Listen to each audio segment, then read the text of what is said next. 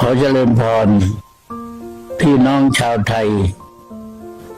และพี่น้องชาวพุทธไทยทุกท่านอานุภาพพระธรรมวชิรโกศลเอาว่าวัดศรีโสดาพระอารามหลวงวันนี้เป็นวันวาระดีๆขึ้นปีใหม่ปีพุทธศักราช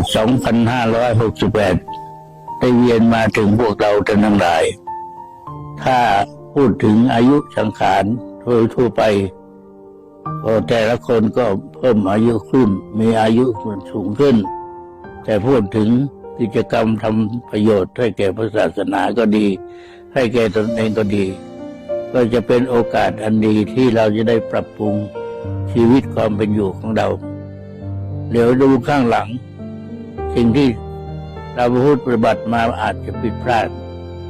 พอขึ้นปีใหม่ปีนี้ก็ตั้งใจจะแก้ไขสิ่งเหล่านั้นแล้วก็นำมาประพฤติปฏิบัติ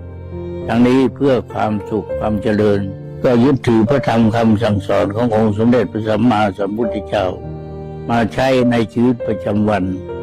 ก็จะทำให้ชีวิตของท่านทั้งหลายอยู่เย็นเป็นสุข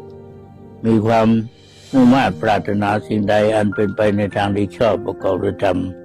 สิ่งเหล่านั้นก็จะสำเร็จแก่ท่านทั้งหลายทุกท่านทุกคนเทอญ